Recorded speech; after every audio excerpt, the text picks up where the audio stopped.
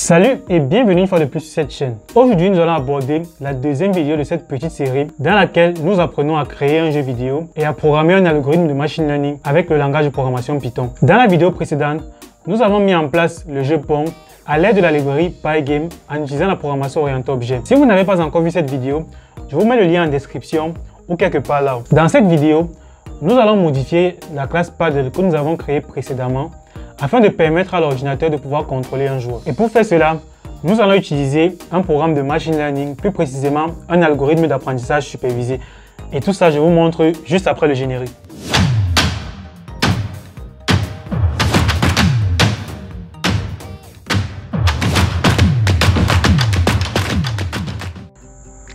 Dans ce jeu, nous voulons concrètement résoudre un problème en utilisant les méthodes de data science.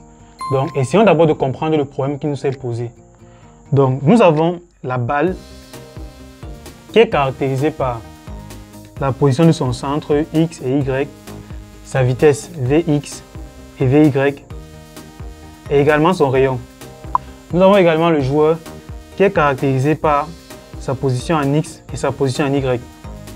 Pour bien comprendre ce problème, il est question que nous puissions prédire où est-ce que nous allons positionner notre joueur lorsque la balle va se déplacer. R ne varie pas. Ça signifie donc que R n'est pas une composante, n'est pas une caractéristique nécessaire ici là qui influence le comportement, la résolution de notre problème, je veux dire. Donc, nous n'allons pas prendre en considération R dans ce problème. Également, pour prédire la position de notre joueur, la position en X ne varie généralement pas. Donc, c'est juste la position en Y qui varie. Nous allons donc également éliminer la composante en Y. Ce qui signifie donc que au cours du jeu, les caractéristiques X, Y, Vx et Vy de la balle vont varier et pour ça nous devrons prédire où est-ce que nous devons placer la caractéristique Y. Donc on aura 4 features X, Y, Vx et Vy. Ces features là vont représenter un grand X ici là. Et on aura un élément target qui est le Y, c'est-à-dire la position du paddle qu'on aimerait représenter. Donc il sera question ici de trouver une fonction f de x égale à y. C'est-à-dire trouver une corrélation entre nos features X et notre target Y. Et pour ce faire, nous allons commencer par la première étape qui est celle de collecter les données. Avant de commencer, nous allons installer ici quelques outils supplémentaires qui vont nous permettre de faire de la data science. Si vous avez déjà installé Anaconda sur votre poste, ne vous inquiétez pas. Vous avez déjà la plupart de ces outils. Donc vous aurez juste à démarrer Anaconda et lancer les outils dont vous aurez besoin. Mais pour ceux comme moi qui ont juste installé Python et puis installer Pygame, vous devrez installer des outils supplémentaires, en l'occurrence Scikit-learn, Panda, Jupyter Notebook et Matplotlib. Je vais commencer par écrire quelques instructions supplémentaires dans notre algorithme pour pouvoir collecter certaines données. Donc pour ça, je vais descendre ici, juste avant le début de l'exécution de notre boucle. Donc juste ici, et je vais rajouter une nouvelle ligne. Donc je vais appeler une variable Pong data qui sera égale à open file. On va ouvrir un fichier. Ce fichier là, je vais l'appeler pong.csv et je vais l'ouvrir en mode ajout. Donc je vais mettre A+. Le mode ajout signifie que lorsque le fichier est ouvert, on va rajouter les données à l'intérieur et non pas supprimer celles qui sont déjà là. Et le plus, c'est dans le cas où le fichier n'existe pas. Donc, comme dans mon cas, le fichier n'existe pas, en faisant simplement A+, si le fichier n'existe pas, il va être créé. Donc, je fais cela et je vais rajouter une ligne supplémentaire. Donc, je vais commencer par créer l'entête du fichier. Donc, x, virgule, y, virgule, vx, virgule, vy, virgule, et paddle y. Et ça va se créer dans le fichier Pong, le fichier qu'on a ouvert tout à l'heure, Pong data.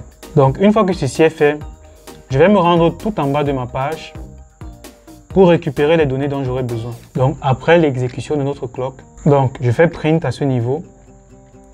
On va afficher une chaîne de caractères dans notre fichier qui est ici, Pong data. Voilà. Donc, quelles sont les données que je vais afficher à l'intérieur? Donc, je vais lui passer 4 paramètres qui sont X, Y, Vx et Vy. Donc je vais utiliser ce format-ci, qui est un format qui permet de passer des arguments à une chaîne de caractères en Python. Donc voilà, on a 4 éléments. Et puis je fais .format. Et je vais donc dire, on va récupérer le ball.rect.centerx en premier élément. Ensuite le ball.rect.centery en deuxième élément. Ensuite le ball.velocity 0 qui est la vitesse en x. Ensuite ball.velocity 1 qui est la vitesse en y. Ensuite on aimerait qu'il puisse prédire la position du joueur B. Donc ici on va récupérer la position du joueur B. Donc paddle b.rect.y tout simplement.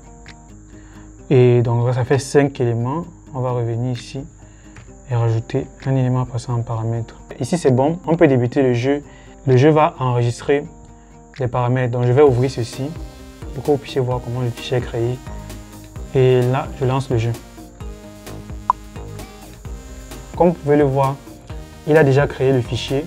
Et si je joue pendant quelques secondes, donc là je m'affronte moi tout seul. Voilà, si on annule et qu'on ouvre le fichier ici, il a renseigné l'entête du fichier et il a rajouté quelques lignes qui sont les positions dont on a demandé. Donc voilà, là il a renseigné près de 1259 lignes. Donc si je referme, étant donné que nos vitesses sont variables, pour qu'on puisse avoir tous les cas de figure, il va falloir qu'on relance le jeu plusieurs fois. Et pour que l'entête ne soit pas renseignée également plusieurs fois, donc je vais venir ici, là, juste avant le début de notre boucle while, et je vais commenter ça. Donc si je commente ces lignes pour que l'entête ne soit plus rajoutée après, et j'exécute encore le jeu. Donc voilà, je joue pendant quelques secondes. Voilà, j'annule. Si je réouvre mon fichier, vous allez voir que le fichier est passé de 1200 lignes à près de 1720 lignes. Donc voilà, la première étape de collecte de données est déjà effectuée. Donc vous pouvez le faire chez vous et collecter ici une tonne de données. Donc il faudra assez de données. Donc moi dans mon cas, j'ai déjà joué le jeu auparavant avec quelqu'un d'autre. Donc je vais juste utiliser ce fichier là. Je vous le mets ici tout de suite. Donc voilà, mon jeu de données ici là contient près de 22 000 lignes. C'est sur ces données qu'on va entraîner notre modèle qui pourra contrôler notre joueur B. Voilà, une fois que nous avons fait la collecte des données, nous allons passer maintenant à l'étape de l'exploration de nos données. Donc avant de le faire, je vais commencer par commenter ces lignes dont on n'a plus besoin. Donc je viens ici et la dernière ligne également, on n'en a plus besoin. Pour la suite, on va se rendre sur Jupyter Notebook pour faire l'exploration de nos données. Pour commencer, moi je ne veux pas sortir de Visual Studio Code. Pour ça, j'ai donc installé cette extension Jupyter. Pour ceux qui voudront exécuter Jupyter Notebook depuis Visual Studio Code, je vous recommande d'installer cette extension Jupyter qui provient de Microsoft. Donc vous l'installez et vous l'activez, comme c'est fait chez moi. Donc une fois que c'est fait, moi je reviens dans mon dossier et je vais créer ici là un fichier que je vais appeler pong.ipynb. Donc qui est l'extension des fichiers Notebook. Donc pour commencer, on va explorer nos données. Donc je commence par importer la librairie Panda. Import pandas as PD. Donc ici, Panda est une librairie qui permet de manipuler nos données sous forme de tableau qu'on va appeler ici des data frames. Donc ici, on peut facilement charger nos données. Donc je vais commencer par déclarer une variable dans laquelle je vais stocker notre jeu de données. Donc cette variable, je vais l'appeler df pour data frame. Et je vais faire panda pd.readcsv parce qu'on ici on a affaire à un fichier CSV et notre fichier s'appelait pong.csv. Donc je lui passe simplement en paramètre notre fichier que nous avons créé tout à l'heure. Donc ici je peux le faire aisément parce que notre fichier pong.ipynotebook est dans le même répertoire que notre fichier CSV Pong. Donc une fois que j'ai fait ceci, je peux afficher l'entête de notre tableau en faisant un head. Donc il va m'afficher les 5 premières lignes de notre tableau. Donc comme vous pouvez le voir, il prend un peu de temps pour s'exécuter. J'autorise. Lorsque vous exécutez pour la première fois, on va vous demander une autorisation au niveau de Windows. J'autorise.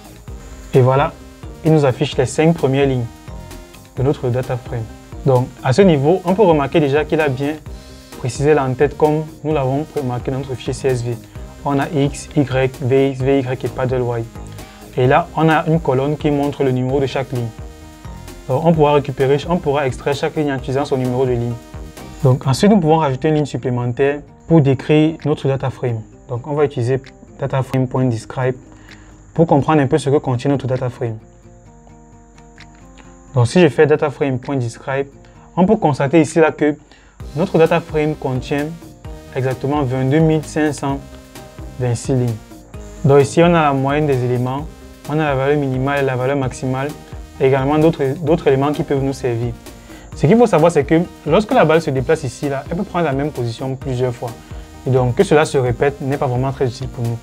On va commencer par éliminer les doublons ici, là, pour ne pas avoir à les utiliser plusieurs fois. Donc, je vais faire ici, là, df.drop duplicate. Une fois que je le fais, je vais stocker le résultat dans la variable df. Donc, je vais changer le contenu de ma variable df pour éliminer les doublons. Et ensuite, je vais faire un df.describe et vous verrez que notre dataset a un peu changé. Donc voilà, on est passé de 22 526 lignes à 22 523 lignes. Bon, il n'y avait pas beaucoup de doublons dans notre cas. C'est déjà ça de pouvoir éliminer les doublons. Donc, je vais commencer par fermer ceci. Donc, vous pouvez voir que notre dataset contient ici là toutes les données, c'est-à-dire le target ici qui est paddle Y et les features. Donc, je vais commencer par les séparer. Donc, et pour le faire, je vais commencer par définir une variable X dans laquelle je vais stocker nos features. Donc, et pour isoler nos features, je vais faire df.drop. Donc, je vais éliminer la ligne des targets. Je fais drop et je lui passe en paramètre la colonne que je vais éliminer. Donc, colonne égale à paddle Y. Donc, on précise exactement le nom de la colonne. Paddle Y. Une fois que ceci est fait, je peux également récupérer notre target dans une variable séparée que je vais appeler Y ici là.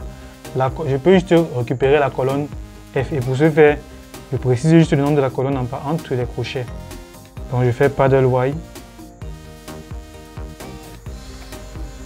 Et si j'affiche l'entête de notre variable X, head, vous verrez que notre variable X ne contient que les features. Donc on a X, Y, VX et VY. Et si également j'affiche l'entête de la variable Y, pareillement, notre variable Y ne contient qu'un seul élément, qui est ici notre target que nous voulons prédire. Une fois que ceci est fait, on peut considérer dans notre cas que notre jeu de données a été complètement nettoyé. Dans certains cas, vous aurez des jeux de données qui seront un peu complexes, qui vont contenir des valeurs nulles ou des valeurs qui ne sont pas définies. Et dans ces cas-là, il va falloir appliquer des traitements bien précis. Mais dans notre cas, nous avons déjà toutes les valeurs. Et les cas qui pouvaient nous poser problème ici étaient des cas de doublons que nous avons déjà éliminés. Donc la suite ici va consister à séparer notre jeu de données en données d'entraînement et en données de test. Et pour le faire, nous allons utiliser une méthode de scikit-learn. Donc on va commencer par importer la méthode qui permet de le faire dans scikit-learn. Donc on va faire from scikit-learn sklearn.model selection import train test split, qui est la fonction qui permet de séparer nos données. Donc on va contenir les données ici là dans plusieurs variables. Donc la variable xtrain va contenir les features qui vont servir pour l'entraînement. La variable ytrain va contenir les targets qui vont servir pour l'entraînement. Et la variable xtest va contenir les features qui vont servir pour tester notre modèle. Et la variable ytest va contenir les targets qui vont servir pour tester notre modèle. Donc à la fin, on va appeler la fonction train test split. Donc on va lui passer en paramètre les features de notre dataset, les targets. Donc le dernier paramètre qu'on va lui passer ici sera la taille de nos données de test. Donc quel pourcentage des données voulons-nous utiliser pour le test. Donc moi je vais dire ici là qu'on va entraîner notre modèle avec 70% des données et 30% des données vont servir pour le test. Donc je fais test size égale à 0,3 et j'exécute. Donc maintenant nous avons séparé nos données de test et nos données d'entraînement. Maintenant que nos données sont prêtes, nous allons entraîner un modèle pour qu'il puisse se conformer à nos données. Dans la vie réelle, les cas sont très variés et il n'y a pas vraiment un modèle qui est adapté pour un cas bien précis. Donc dans notre cas, nous allons tester 3 modèles et nous allons voir lequel de ces modèles est le meilleur à adopter pour résoudre notre problème. Il y a une chose qu'il faut savoir. Il y a 2 types de modèles qu'on utilise généralement. Les modèles de classification et les modèles de régression. On va utiliser les modèles de classification lorsque les valeurs que nous aurons à prédire sont des valeurs discrètes, c'est-à-dire qu'on ne peut pas les compter de façon continue. Et on aura à utiliser les modèles de régression lorsque les valeurs que nous voudrons prédire seront des valeurs continues. Dans notre cas ici, là, le target est la position du joueur qui est une valeur continue. Donc, on va forcément utiliser un modèle de régression. Donc, je vais utiliser le premier modèle ici, là, qui est le KNN ou encore les cas plus proches voisins. Donc, dans scikit-learn, je vais importer notre modèle KNN. Donc, on va faire from sklearn.neighbor import. Donc, il nous propose le cas neighbor classifier et le cas neighbor régressor. On va prendre le cas neighbor régressor ici, là, vu que nous sommes dans un problème de régression. Donc, je vais commencer par initialiser notre modèle. Donc, je vais le stocker dans la variable clt cas neighbor régressor.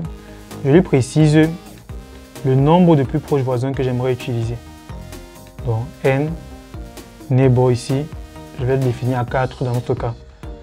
Et ensuite, je vais entraîner notre modèle en lui passant, en utilisant la méthode fit que nous propose scikit-learn. Donc, je lui passe en paramètre ici les données d'entraînement. Donc, xtrain et ytrain. Et puis, j'exécute. Donc, lorsque j'exécute, il nous génère une erreur. Si je regarde l'erreur, il dit found input variable with inconsistent number of samples. Donc là, ça signifie que les données qui ont été envoyées n'ont pas la même taille. Donc là, on a les données en X qui ont 15 000 lignes et les données en Y qui ont 6 000 lignes. Donc ce qui n'est pas normal. Ça signifie qu'il y a une erreur au niveau de notre train test split. Et lorsqu'on regarde, c'est simple parce que j'ai inversé la position ici là. Donc on commence par définir le xtrain, ensuite le xtest, ensuite le ytrain et le ytest. Donc ce qui fait que tout à l'heure, notre ytrain contenait plutôt la valeur des xtest. C'est pourquoi on avait cette erreur là. Donc je vais réexécuter cette partie et réexécuter à nouveau cette partie. Voilà. Donc on voit bien que notre modèle KNN a bien été exécuté. Pour tester maintenant notre modèle, on va faire clt.predict et on va lui passer en paramètre les données de test. Donc on aimerait prédire les Y pour nos X-tests et on va stocker ces Y là. Donc on va faire YPred KNN pour dire quels sont les YPred prédits par notre algorithme de KNN. Donc on les stocke dans cette variable-ci et on exécute cette cellule. Voilà, une fois que c'est fait, on va à présent importer une métrique dans scikit-learn qui va nous permettre d'évaluer notre modèle. Donc ici on va utiliser la métrique score. Donc from scikit-learn.metrics import R2score. Voilà. Donc ce score est un coefficient de corrélation qui varie entre 0 et 1. Donc plus la valeur est proche de 0, moins la prédiction est bonne, et plus la valeur est proche de 1, et mieux la prédiction est. Donc une fois qu'on l'a fait, on va faire R2.score.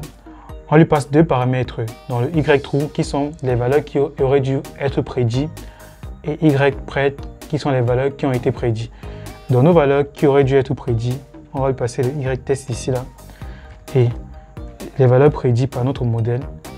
Ici c'est ypred KNN.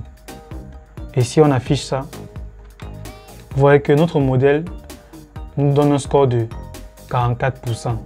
Donc ce qui n'est pas un très bon modèle, c'est moins de 50%. Ça veut dire que notre modèle n'a pas très bien appris. Et donc, je vais vous donner une astuce aussi également pour voir comment est-ce que nos erreurs évoluent sous forme d'histogramme. Donc pour voir comment l'erreur est distribuée ici là, je vais importer d'abord NumPy. Donc si vous n'avez pas encore installé NumPy, vous pouvez juste installer avec la commande pip install NumPy. Donc pour ça, je commence par faire import NumPy as npip. Ici, c'est une librairie qui va nous permettre de gérer nos données ici là de façon matricielle. Donc je vais commencer par calculer l'erreur. Donc je vais commencer par Donc je vais commencer par calculer notre erreur ici, que je vais appeler error ist, parce que je vais l'afficher sous forme d'histogramme bien sûr. Donc je fais error ist égale à np.abs pour avoir les valeurs absolues de ypred,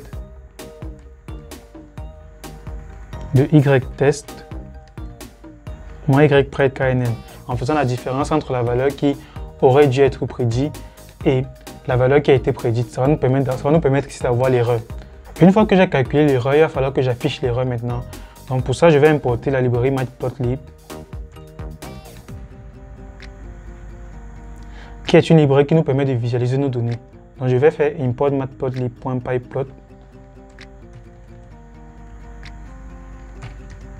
as plt. Donc voilà, une fois que c'est fait, je viens faire juste plt.ist, vu que je vais afficher nos données ici sous forme d'histogramme. Et je lui passe en paramètre les erreurs à afficher. Donc je vais définir également la taille de nos histogrammes, de nos différentes barres à 50, que ce soit pas très gros. Et je fais enfin plt.show.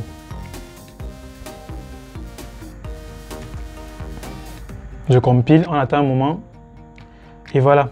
Donc vous pouvez voir que notre erreur ici là ne converge pas très vite. Donc vous voyez qu'ici là, dans cette première vague, l'erreur est vraiment énorme. Et c'est juste après, vers le fond, on commence à avoir des erreurs qui sont relativement basses, mais on a beaucoup d'erreurs qui sont énormes. Donc ça, on ne peut pas utiliser ce modèle ici. La position ne sera pas très bonne. Donc pour le coup, étant donné que ceci n'a pas marché, on va tester un deuxième modèle ici là qui est le modèle de régression linéaire. Donc on ne va pas se gêner ici, là on va directement utiliser ce que scikit-learn nous propose. Donc on va commencer par importer notre modèle de régression linéaire. From scikit-learn.linear model, import linear regression. Et notre modèle de régression, on va commencer par l'initialiser dans une variable que je vais appeler reg. Et je fais linear regression. Donc dans ce cas, on n'a pas besoin de lui passer de paramètres. Et une fois de plus, je vais entraîner ce modèle en utilisant la méthode fit que propose scikit-learn. Et toujours, je vais lui passer les données de test, les données d'entraînement. Xtrain, ytrain. Voilà. Une fois que c'est fait, notre modèle est entraîné avec nos données. Donc ici là, je vais prédire en utilisant ce modèle là. Donc je vais faire ypred cette fois pour la régression égale à reg.predict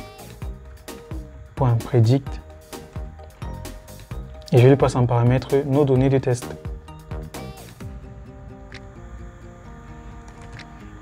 Voilà, c'est exécuté. Donc une fois de plus ici, on peut afficher le score. Étant donné qu'on a déjà importé, on n'a plus besoin d'importer, on va juste appeler la fonction R2.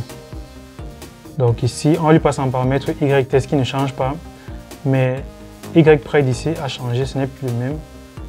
C'est ceci. Voilà. Donc on voit ici que la régression linéaire ici est un très mauvais choix pour nous. On a un score de 0,08, soit 8%, donc c'est très proche de 0.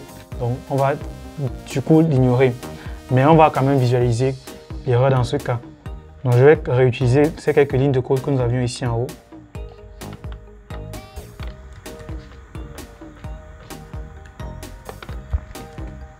Voilà, et ici je vais juste changer le ypred par le ypred pour la régression. Donc si j'exécute ce bout de code, on patiente, vous voyez que là ça ne converge pas du tout, ça va dans tous les sens. Donc ça c'est déjà un modèle à éviter, on a mis la croix dessus. Donc on pouvait encore accepter le KNN, mais celui-ci vraiment, il n'est pas du tout adapté pour notre problème.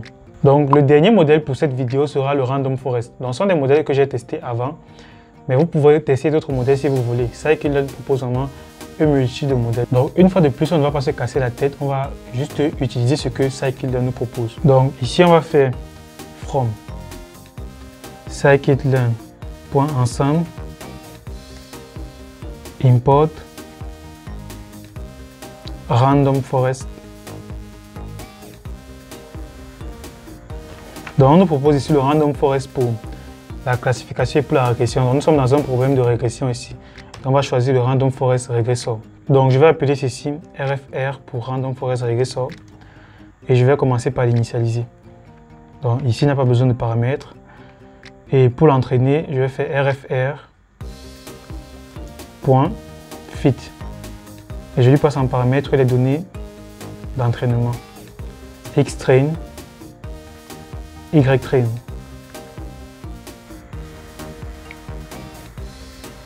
On patiente un moment. Notre modèle est entraîné. On va à nouveau évaluer le score.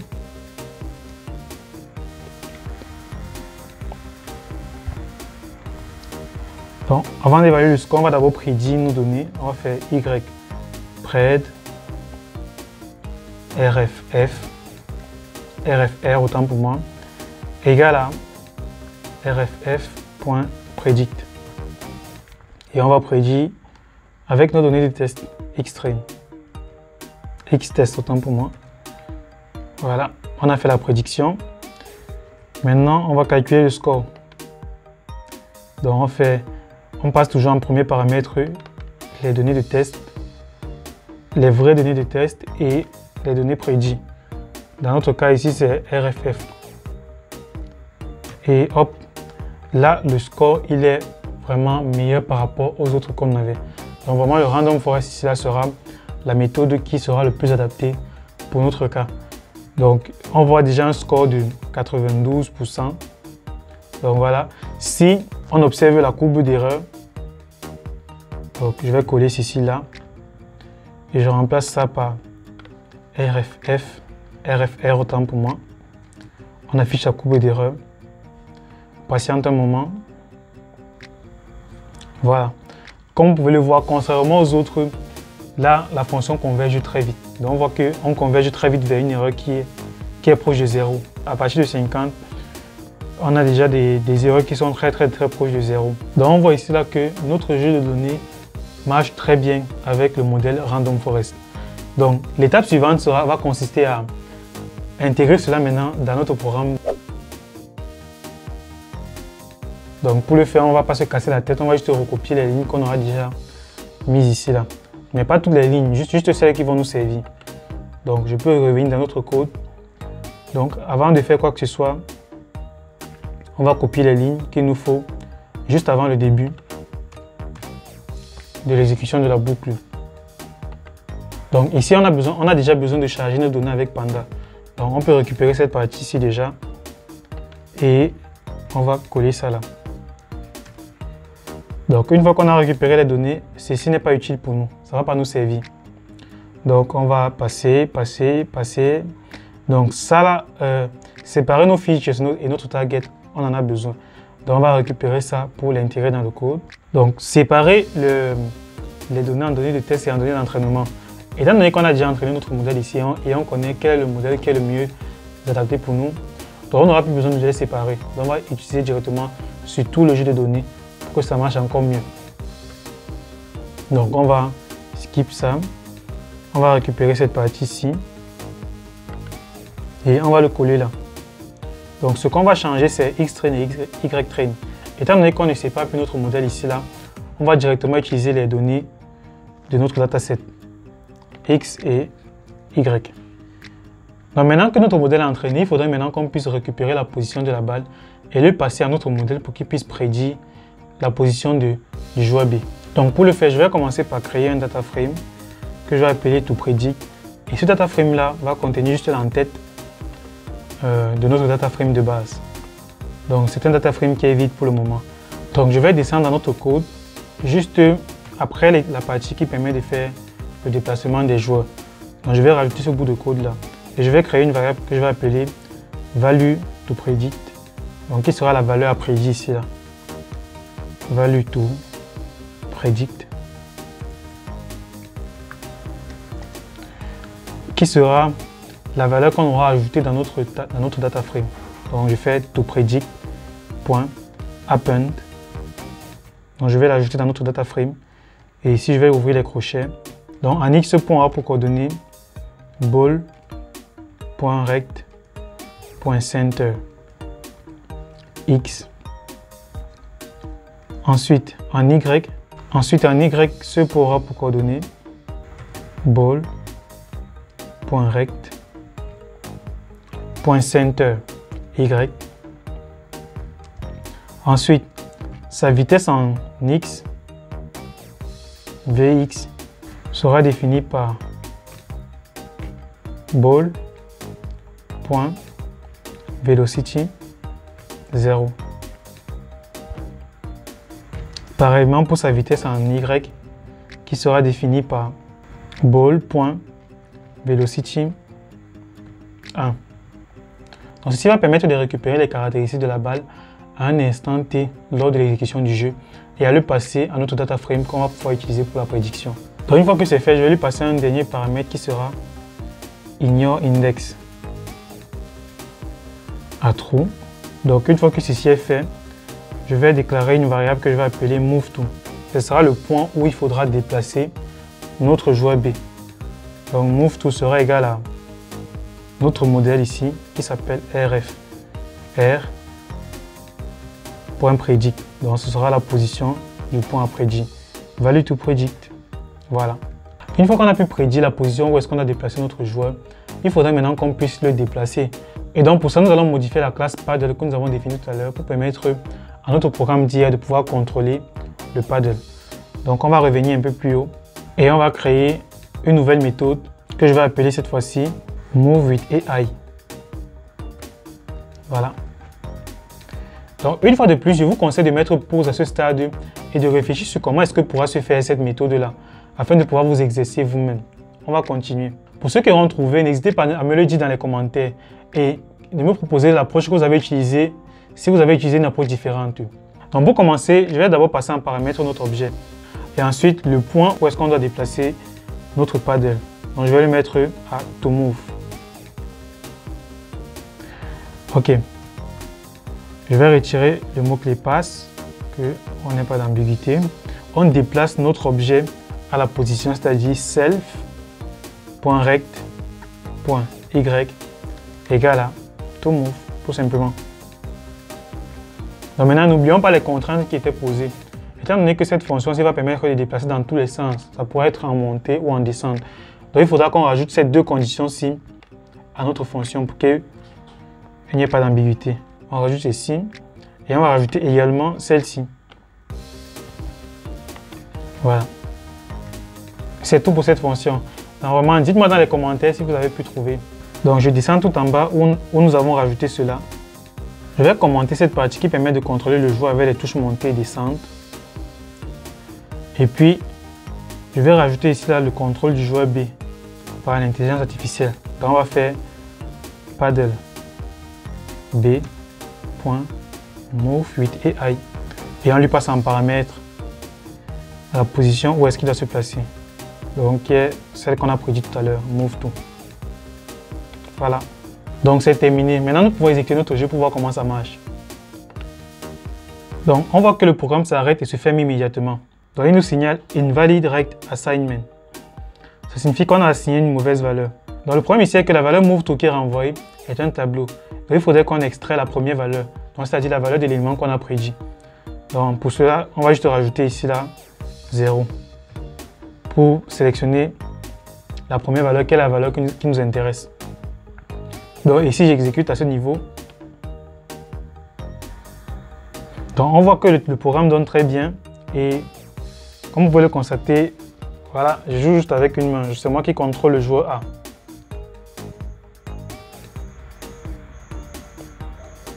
Et voilà, le joueur B est contrôlé par la machine. Vous voyez qu'il s'en sort plutôt bien.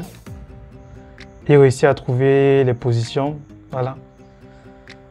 Ça marche très bien, voilà. Donc, ici, là, on va remarquer un premier défaut, c'est que il se calque juste sur ma manière de jouer. Donc, voilà. Il s'en fiche de gagner ou de perdre. Il va juste essayer de prédire où est-ce qu'il va positionner la balle et que ce soit une victoire ou une défaite. Voilà, il réussit parfois à la toucher et il perd parfois. Ok. Donc voilà, c'est terminé pour cette vidéo. On aura remarqué ici là que le défaut que notre programme a est qu'il se calque sur ma manière de jouer et s'en fiche de gagner ou de perdre. Donc il va essayer de positionner la balle tel que moi je le fais d'habitude avec le dataset.